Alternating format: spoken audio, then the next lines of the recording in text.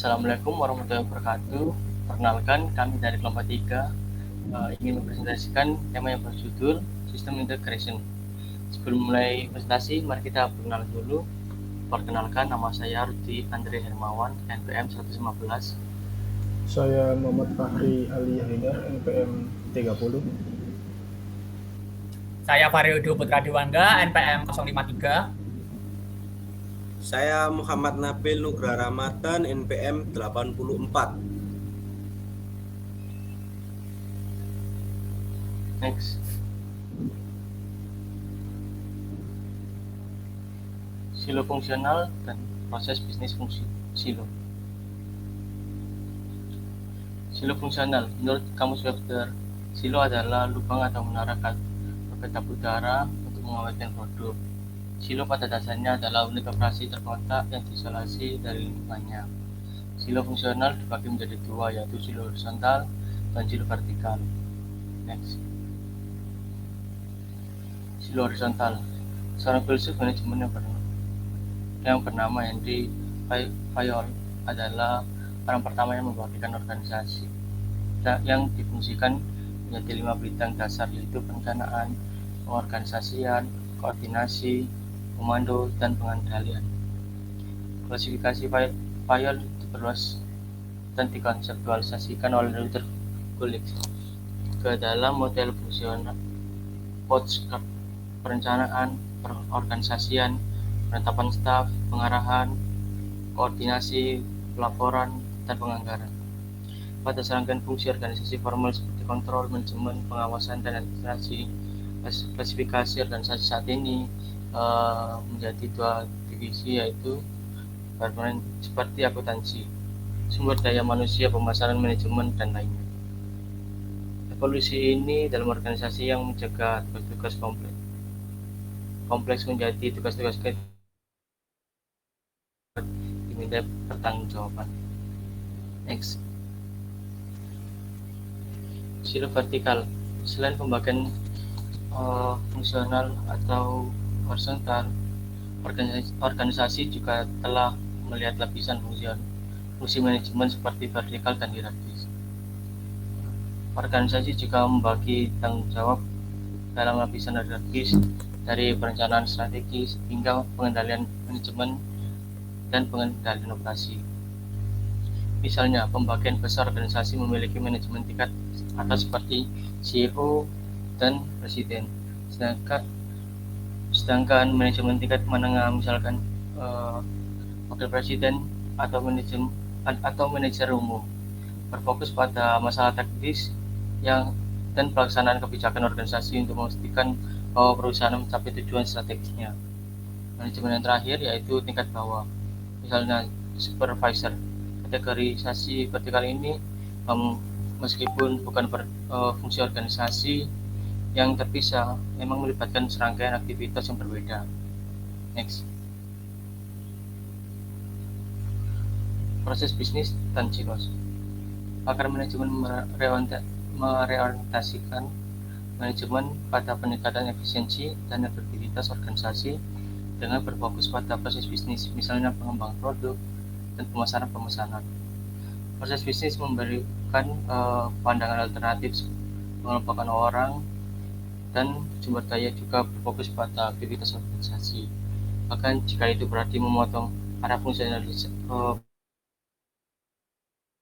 misalkan pemesanan yang melibatkan interaksi antara penjualan, pergudangan, dan area fungsionalitas akuntansi sebagai pekerjaan berlangsung dari pemesanan penjualan awal hingga pemesanan pembayaran dari klien. Next. Selanjutnya akan dilanjutkan oleh Mas Adi. Terima kasih. Baiklah. Selanjutnya ada evolusi sistem informasi dalam organisasi. Seperti yang telah dijelaskan sebelumnya, peran sistem informasi akan selalu menjadi salah satu penunjang kegiatan bisnis dan menjadi peningkat efisiensi bekerja. Namun, seiring berjalannya waktu, bisnis berubah dan berkembang. Sistem perlu perubahan untuk mengimbangi perkembangan tersebut. Hasilnya kadang melebar ke berbagai sistem informasi dan konfigurasi arsitektur komputer menciptakan heterogen atau sistem independen yang tidak terintegrasi. Sistem tersebut akan kurang akan kontrol dan koordinasi. Hal tersebut menjadi akar dari masalah-masalah yang akan terjadi selanjutnya. Pada bagian ini akan dibagi menjadi 3 bagian, yakni evolusi perkembangan SI itu sendiri, lalu ada SI arsitektur, dan SI fungsionalisasi. Next.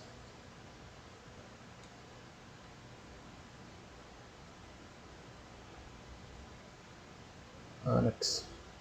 Evolusi atau perkembangan SI dalam organisasi. Evolusi SI bila diamati dari perangkat keras dan perangkat lunaknya hingga berbagai generasi sistem menunjukkan bahwa perannya secara umum adalah untuk mendukung kebutuhan informasi yang berkembang pada organisasi. Next. Evolusi SI sering dilihat sebagai proses perubahan sosioteknik, di mana teknologi, faktor manusia, hubungan organisasi, dan pekerjaan berubah terus-menerus. Proses sosioteknik ini sering dikenal sebagai siklus hidup sistem, atau system life cycle. Proses tersebut bertujuan untuk menganalisis permintaan sistem informasi yang membantu menganalisis dinamika sosioteknik yang kompleks antara sistem informasi dan organisasi. Next. Arsitektur sistem informasi. Pada arsitektur SI, web-based model digunakan karena model tersebut akan terus berkembang dan berubah seiring bergantinya permintaan pelanggan dan klien. Next. Sistem berbasis web saat ini menggunakan arsitektur terdistribusi atau distributed architecture yang memungkinkan berbagi aplikasi dan sumber data antara klien dan komputer server. Fitur tersebut merupakan gabungan dari fitur arsitektur terpusat atau centralized dan terdesentralisasi atau decentralized. Next. Berikut ilustrasinya. Yang kiri itu arsitektur centralized. Jadi PC-PC printer net device terhubung melalui server yang sama. Kalau yang decentralized di sampingnya, PC1 terhubung melalui modem, lalu PC2 terhubung langsung ke file server. Nah, gabungan dari centralized dan decentralized ini yaitu distributed. Jadi PC, file server, printer, PC terhubung bersama langsung. Next. Nah, kelebihan dari arsitektur SI. Arsitektur ini menyediakan pendekatan yang sangat terintegrasi untuk memperbarui dan berbagi data secara real time, sehingga usaha menjadi terminimalisir dan konsistensi data menjadi meningkat. Kekurangannya yaitu sangat kompleks dan membutuhkan perencanaan dan desain yang cermat. Selain itu, diperlukan staf pendukung TI yang sangat terlatih untuk mengelola dan mengkoordinasikan berbagai jenis aplikasi, sistem operasi, dan perangkat keras. Next. Lalu, fungsionalisasi sistem informasi. Selain melayani tingkat manajemen yang berbeda, SI juga mendukung fungsi bisnis besar seperti manufaktur, pemasaran, akuntansi, keuangan, dan SDM. Setiap area fungsional memiliki kebutuhan informasi dan permintaan laporan yang berbeda. Sebagai contoh, SI SDM akan menyediakan informasi gaji pegawai dan keuntungannya. Sedangkan SI manufaktur akan menyediakan laporan jadwal dan persediaan suku cadang. Next. Setiap area fungsional dalam suatu organisasi memiliki beberapa tingkat manajemen. Masing-masing memerlukan tingkat analisis dan rincian informasi yang berbeda. Next. Nah, dapat dilihat pada gambar piramida. Gambar tersebut menunjukkan berbagai tingkat sistem informasi berdasarkan tingkat manajemen dan area fungsional pada organisasi. Pada piramida tersebut, dari bawah hingga atas memiliki peranannya masing-masing. Sebagai contoh, TPS atau Transaction Support System. Di sini memiliki peran paling penting pada organisasi. Mereka mendukung operasi organisasi dan mencatat setiap transaksi, baik itu penjualan, pembelian, atau pembayaran. Next. Selanjutnya akan dilanjutkan oleh teman saya, Mas Ido. Terima kasih Mas Ali. Oke, selanjutnya saya akan menjelaskan mengenai integrasi sistem. Oke, next. Oke, pengertian. Sistem integrasi atau integrated system merupakan sebuah rangkaian proses untuk menghubungkan beberapa sistem komputerisasi dan software aplikasi, baik secara fisik maupun secara fungsional. Nah, komponen fisik dapat terdiri dari berbagai sistem mesin, hardware komputer, jaringan, dan sebagainya. Sedangkan komponen fungsional terdiri dari data yang tersimpan di database, software, dan aplikasi. Next. Selanjutnya ada logika versus sistem informasi fisik. Nah, pada tingkat logis atau manusia, integrasi sistem berarti mengembangkan sistem informasi yang memungkinkan organisasi untuk berbagi data dengan semua pemangku kepentingan berdasarkan kebutuhan dan otorisasi mereka. Nah, di sisi lain, pada tingkat fisik atau teknis, sistem integrasi berarti menyediakan konektivitas tanpa batas antara sistem aplikasi yang heterogen. Next. Oke, di sini ada langkah-langkah dalam mengintegrasikan sistem. Ada 8. Kita mulai dari yang pertama, yaitu sumber kategorisasi. Di sini maksudnya melakukan inventarisasi perangkat keras dan perangkat lunak serta mencari vendor yang sesuai dengan teknologi yang akan digunakan. Selanjutnya yang kedua yaitu kepatuhan dan standar. Di sini maksudnya yaitu memeriksa apakah database dan teknologi lain yang digunakan dalam beberapa aplikasi sudah memenuhi dalam supporting standar. Lalu yang ketiga ada dukungan sistem lama. Di sini maksudnya yaitu mengembangkan kebijakan untuk mendukung aplikasi atau sistem lama. Lalu yang keempat ada alat perantara atau middleware tool. Nah, di sini maksudnya alat perantara atau middleware tool tersebut digunakan sebagai perantara antara sistem yang lama dengan sistem yang akan diintegrasikan. Lalu yang kelima ada autentikasi dan kebijakan otorisasi. Di sini maksudnya yaitu mengembangkan kebijakan single sign-on. Yang maksud dari single sign-on tersebut adalah teknologi yang mengizinkan pengguna jaringan agar dapat mengakses sumber daya dalam jaringan hanya dengan menggunakan satu akun penggunaan saja. Nah, di sini untuk aplikasi dan data akses. Nah, hal ini dikarenakan semua karyawan dan mitra eksternal akan membutuhkan akses ke sistem yang terintegrasi dari mana saja dan kapan saja. Lalu yang keenam, ada layanan TI yang terpusat dan helpdesk support. Nah, di sini maksudnya melembagakan dukungan TI untuk lingkungan sistem yang terintegrasi diperlukan untuk menghindari support and maintenance problem dengan sistem yang terintegrasi.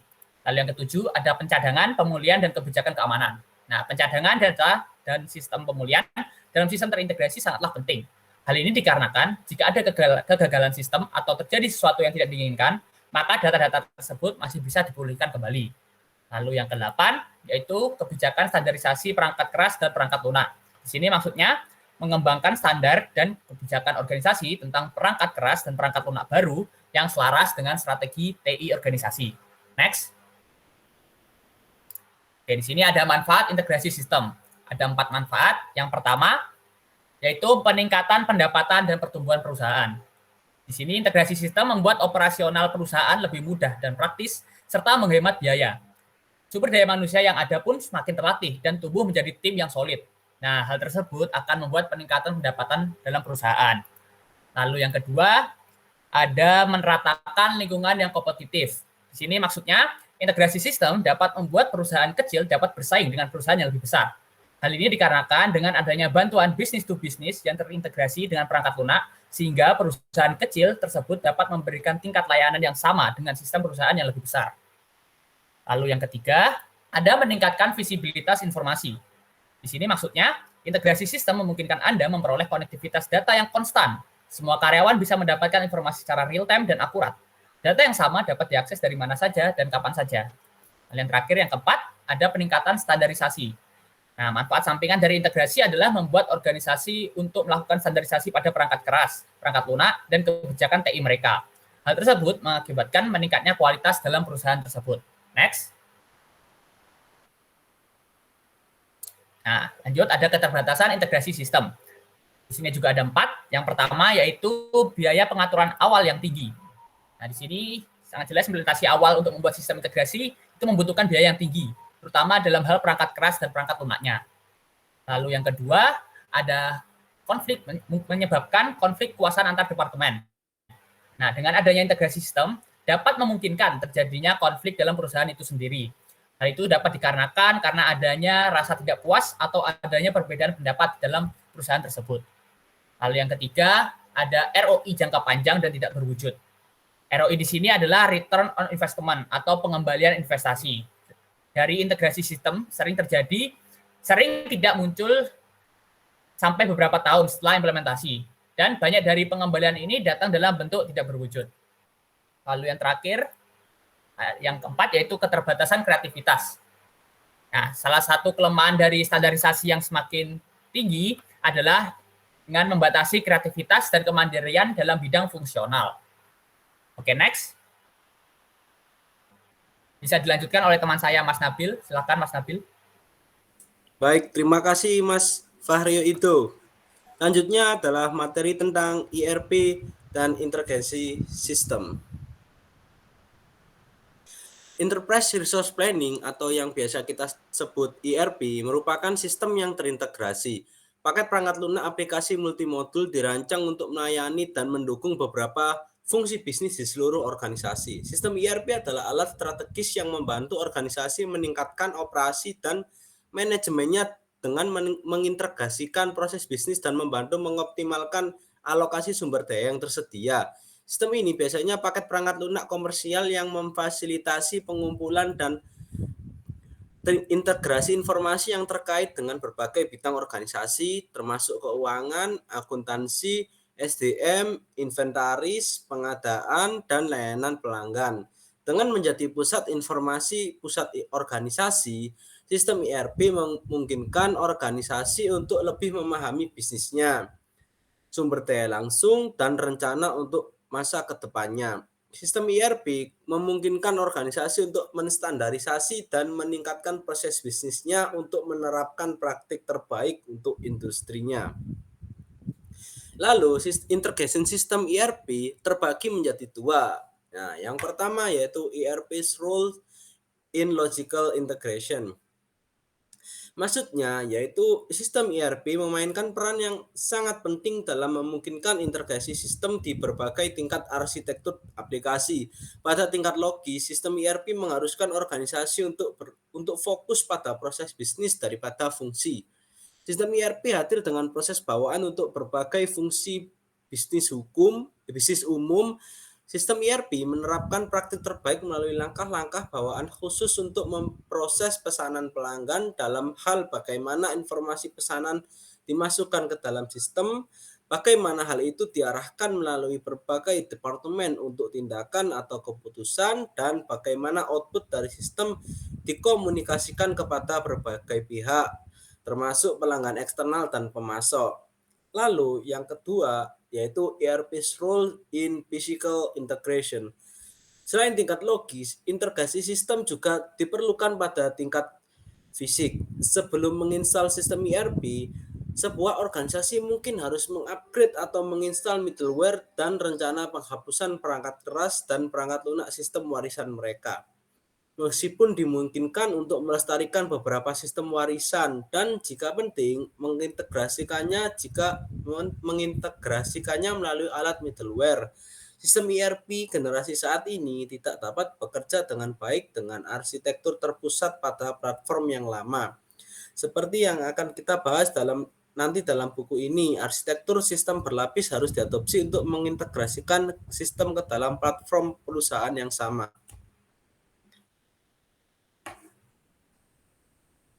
Nah, selanjutnya yaitu implikasi bagi manajemen atau implication for management. Nah, menurut Robert Tucker, penulis buku Driving Growth Through Innovation, salah satu alasan mengapa inovasi belum menjadi pendorong utama pertumbuhan dan profitabilitas di banyak organisasi yaitu karena adanya batasan oleh silo fungsional dan divisi di dalam sebuah perusahaan. Dengan kata lain, tanggung jawab untuk inovasi telah terbatas pada R&D departemen dan tim inovasi suite khusus atau kelompok perencanaan strategis tingkat senior.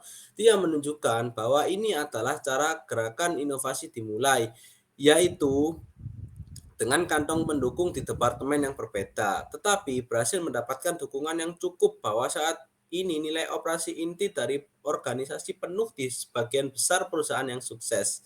Dengan demikian, silo fungsional dapat memiliki banyak konsekuensi yang tidak diinginkan dan yang dapat membahayakan pertumbuhan organisasi dan posisi kompetitif jangka panjang dalam industri. Nah, beberapa implikasi untuk manajemen berdasarkan pendapat di atas yang telah diungkapkan oleh Robert Tucker adalah sebagai berikut. Yang pertama yaitu silos do not work atau silo tidak berfungsi. Nah, ini maksudnya adalah sebagian besar organisasi kehilangan dalam jangka panjang ketika informasi tidak dibagikan secara real time melintasi batas-batas fungsional dalam perusahaan. Dalam lingkungan persaingan global saat ini, organisasi harus bersaing baik dengan biaya yang lebih rendah dan harus menyediakan layanan pelanggan yang lebih baik melalui aliansi dan kemitraan dengan persaingan. Lalu, dari mengambil strategi gesit lainnya untuk bertahan hidup. Nah, selanjutnya nomor 2 yaitu system integration has many hidden benefits atau integrasi sistem memiliki banyak manfaat yang tersembunyi. Manajemen perlu memahami manfaat nyata dan tidak berwujud dari sistem terintegrasi. Selain manfaat langsung dari berbagi informasi dari seluruh organisasi, integrasi sistem memungkinkan pengambilan keputusan mengalir ke semua karyawan di dalam organisasi. Ini dapat membantu posisi kompetitif karena karyawan di tingkat yang lebih rendah dapat membuat keputusan yang lebih baik saat berinteraksi dengan klien atau mitra. Selanjutnya nomor 3 yaitu system integration has many challenge atau integrasi sistem memiliki banyak tantangan. Maksudnya yaitu sebagian besar penelitian tentang topik ini cenderung berfokus pada tantangan teknologi integrasi sistem.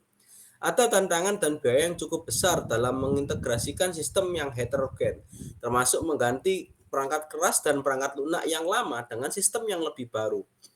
Bekerja dengan konsultan IT dalam mengembangkan middleware untuk memfasilitasi integrasi tanpa batas atau hambatan dalam integrasi data. Namun, tantangan teknis tidak ada artinya jika dibandingkan dengan tantangan manusia yang dihadapi organisasi saat mengintegrasikan sistem. Lalu yang terakhir atau nomor 4 yaitu system integration raise many new ethical issues atau integrasi sistem menimbulkan banyak masalah etika baru. Maksudnya yaitu integrasi sistem menimbulkan beberapa masalah etika bagi manajemen. Misalnya informasi apa yang harus dibagikan dan bagaimana seharusnya dibagikan. Sistem terintegrasi membuka cara baru untuk berbagi informasi, tetapi juga membawa kemungkinan beberapa karyawan mengeksploitasi informasi ini untuk keuntungan pribadi mereka. Akses ilegal informasi yang dapat mereka lakukan dengan mudah melalui meja kerja mereka. Untuk menghindari penggunaan informasi yang tidak etis, manajemen perlu mengembangkan kebijakan tentang penggunaan informasi yang etis serta menggunakan perangkat lunak dan perangkat keras keamanan yang tepat seperti firewall untuk mencegah, melacak, dan memantau akses serta penggunaan informasi. Cukup sekian dari kelompok 3. Apabila presentasi kami ada salah kata, mohon dimaafkan. Akhir kata, wabillahi taufik wal hidayah. Wassalamualaikum warahmatullahi wabarakatuh.